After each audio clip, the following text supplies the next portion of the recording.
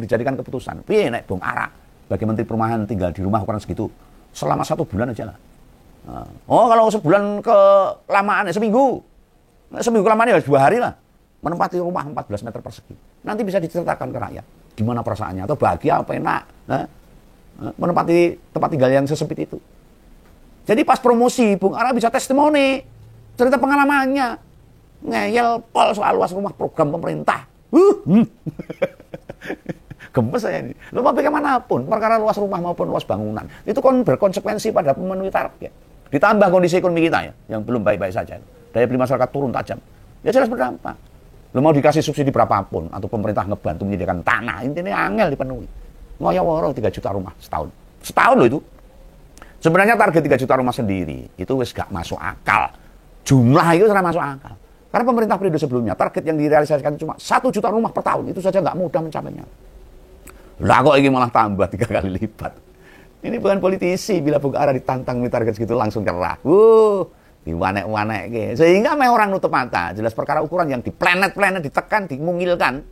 Dari semua rumah subsidi luas tanahnya 60 meter persegi, jadi tersisa hanya 25 meter persegi. Ya itu. Hanya karena wani tenan apa wani-wani. Apa nekat itu loh.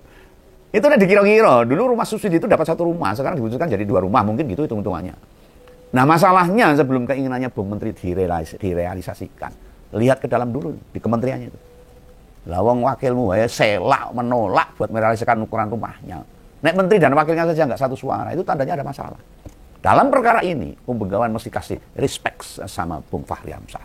Ayo dilawan itu demi rakyat. Kalau kebijakan pimpinannya menyalahi aturan, ya ditentang, jangan gangge. Jangan seperti pemuja-pemuja penjilat mereka itu loh. Oh saya lek apik pokoknya nggih. Tak kasih jempol tuh Bung Fahri ini. Jangan asal apa yang dimau Bung Ara aja. Semestinya yang mesti dilakukan Bung Ara itu hentikan tuh promosi itu. Perkara luasan tanah cuma 25 meter persegi. Apalagi memuji-muji desain rumah ukuran bangunan 14 meter dan 24 meter persegi, sudah ada pengembang besar yang melakukan pameran dan memajang mock-up-nya, contohnya. Allah. Wah, sudah tinggalin aja tuh yang 14 meter persegi. Mock-up ya sampel itu contoh bangunan dalam sebuah pameran. Lah gandeng Begawan nggak dekat sama lokasi pameran. Aku googling. Nyari kayak apa sih rumah seluas garasi mobil saya itu. Malah luas garasi mobil saya itu. Nah cedak tak parani tenan itu. Oh ya lah barang tak sawang, tak simpulkan. Gak layak rumah itu. Gak layak ukurannya 14 meter persegi itu. Itu berarti lebar rumah hanya 2,6 meter. Terus memanjang itu 5,3 meter saja. Turu sek-sekan. Arep masak piye? Goreng sego ya. Ambune tenan tinti. Wah parah ini Bung Ara. Gini aja lah. Memang bila Bung Ara bicara ke presiden, target 3 juta rumah kan terlalu bombastis. Gitu. Sampaikan saja, target itu nggak terrealisasi. Buat, minta diturunkan. Jangan kemudian dikasih target tinggi sama presiden, cara merealisasikan malah merugikan rakyat. Itu bahaya, itu nggak manusiawi. Itu nggak benar. Ini macam program MBG nih, wes dikucurkan dananya kemudian tidak dijalankan dengan baik. Ya ada penipuan lah, ada banyak kasus keracunan, terus juga ada yang dibagikan mentahan. Itu sama itu. Itu memperlihatkan pihak yang diminta buat menjalankan program, merekayasa semuanya sendiri. Nah ini nanti perkara rumah 14 meter persegi dan 18 meter persegi. Bila nekat direalisasikan, harus digugat. Ini tidak manusiawi. Ini masuk pelanggaran HAM. Bila nekat loh. Kan mau bagaimanapun, rumah ukuran segitu, kayak omah doro, kayak kandang itu. Pas sumbangan lihat penataan ruangan, nggak layak disebut dengan rumah. Desain ukurannya segitu, kelasnya rumah sewa. Hunian yang tidak bisa diperjualbelikan, itu ngawur itu. Rumah yang cuma 6 li. Nggak layak disebut sebagai rumah. Bedeng itu namanya. Bila tak disederhanakan, itu bukan rumah sederhana. Ini bahasa Bian sebutannya RSSS. Atau rumah sangat-sangat sederhana itu. Atau rumah subsidi sederhana sangat sederhana. Dan RSS melainkan ya sampai S-nya itu bisa banyak kepanjangan. Bisa rumah sangat sederhana sekali sampai selonjoran susah. Itulah. Itu. Pulang kerja karena istirahat malah tambah emosi, menimbulkan ketidaknyamanan. Dan itu merugikan rakyat. Melanggar HAM itu. Nek Bung Ara pusing sama penugasan dari presiden. Dia berpikir gimana solusinya. Tentu solusinya bukan buat menyengsarakan rakyat loh. Ane wong gur ngono ya wong jalanan kabeh iso dadi menteri. Termasuk Begawan. Dalih keterbatasan lahan sejujurnya juga tidak reasonable lah. Enggak nalar itu. Penduduk kita itu 280 juta. Dan masih banyak warga belum bisa mengakses tempat tinggal. Mereka masih banyak yang belum punya rumah. Nah tetapi tidak kemudian diakali begitu. Luasan tinggal nggak bisa pakai. Bisa dipaksa. Diperkecil nggak bisa begitu. Bila harga tanah makin mahal, lalu yang butuh tanah itu banyak di perkotaan. Kan ya strateginya bukan mengecilkan, tapi bangun rusun. Misalnya 5 lantai atau 7 lantai, bahkan 10 lantai. Bukan rumah petak. Yang penting kebutuhan luasan tidak masuk akal. Harus yang masuk akal, yang bisa ditempati. Normal lah sebagai hunian orang berumah tangga. Nah itu orang berumah tangga itu kan barangnya tambah, termasuk jumlah penghuninya. Kalau di rumah ukuran 14, 24 meter persegi, jangan kan punya anak. Ojo nih beli kulkas buat naruh pan. Ya, teman-teman semua, selamat siang ya. Ya, kita mulai diskusi kita teman-temannya. Percuma punya polisi hebat kalau koruptor bajingan lolos di pengadilan. Ya, gimana nih tanggapannya dari kita, dari Bang Ironi dulu. Silakan Bang Ironi. Sudah lama kita tidak bersua Bang Ironi. Silakan. Yang mana ini sekarang nih? Ronin saya. Iya, Kos. Iya, iya. Iya, silakan Bang Ironi. Sebenarnya saya kalau melihat pernyataan ini korelasinya di mana antar kepolisian dengan pengadilan? Karena persoalan di pengadilan itu kan antara hakim, pengacara, dan jaksa. Jadi Iya, korelasinya maksudnya di mana begini dulu? Bang Ironi. Maksudnya begini. Mungkin ada mereka itu kebanyakan kan mereka selalu bermain di pengadilan gitu loh. Cara mereka bermain menurunkan hukuman atau bermain mafia hukum gitulah di pengadilan. Kan sering kali tuh mereka bermain di sana gitu loh, Bang Ironi. Gimana tanggapannya? Begini, kan kalau dia koruptor, Nggak, penanganannya kan maka dia ada bisa ke kan kemarin kejaksaan. itu kan ada ya, ya gimana silakan. Maksud saya, kalau memang perkaranya koruptor, itu kan biasanya yang menangani kan jaksa, bukan kepolisian. Jarang tipikor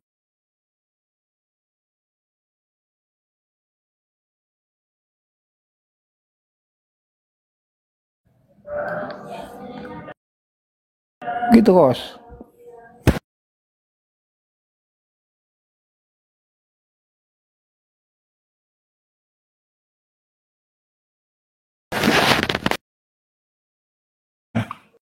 KPK, tapi KPK PK, pejuang kejaksaan tapi juga. KPK pejuang kejaksaan juga.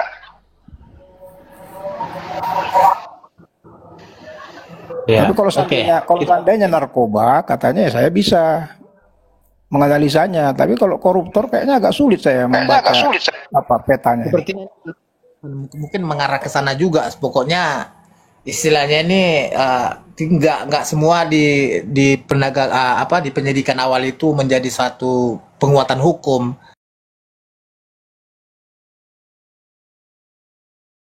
Bang Roni. Iya, saya ngerti, saya paham itu. Yang jadi masalah sekarang bahwa kepolisian atau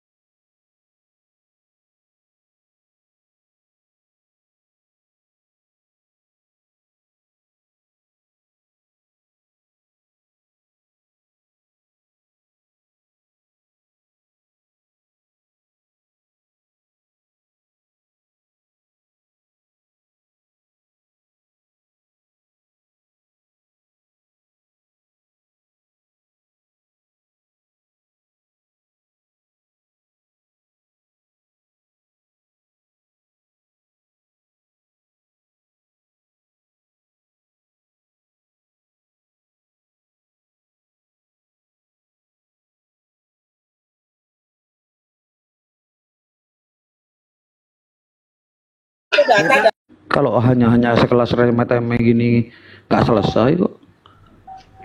Jadi itu aja sih sebenarnya. Jadi saya bukan mau mengkritik Pak Prabowo,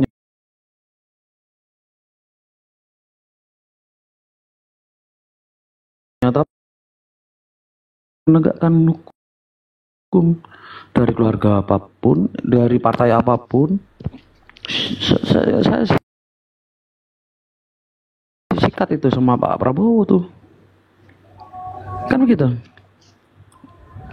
Jadi sebenarnya ini tamparan aja ini dari Pak Prabowo bahwa Tapi ya masalah-masalah yang itu. kamu gini, masalah-masalah yang kamu paparkan barusan kan nggak ada hubungan dengan Pak Prabowo. Itu kan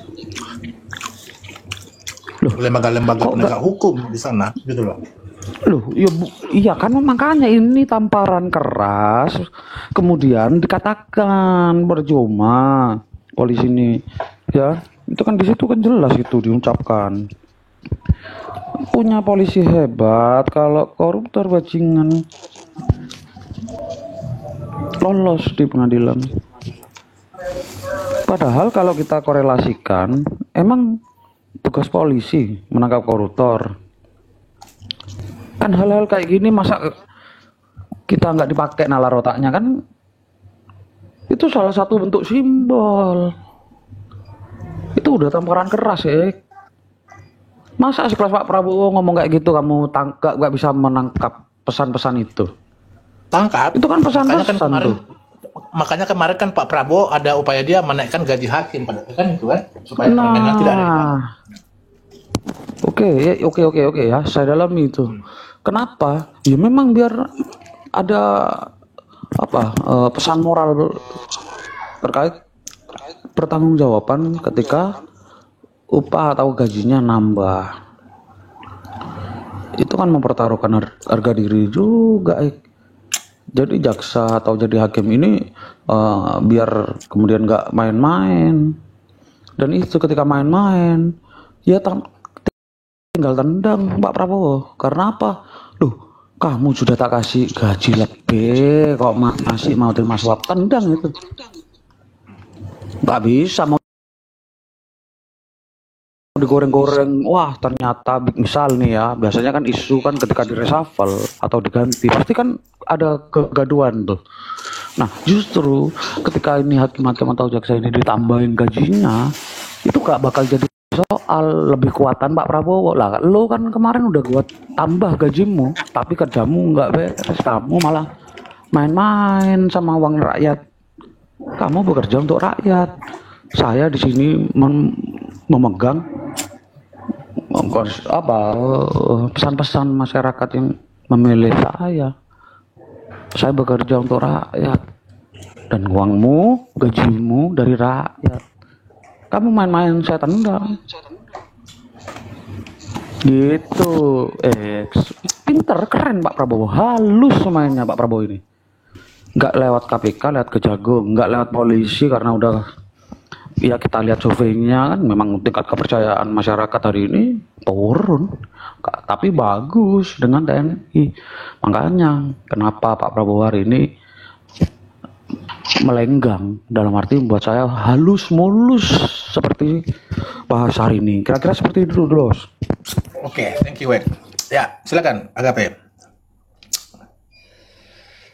Bang Agape. Bang Agape. Ya, halo, Bang Fos. Ya, silakan.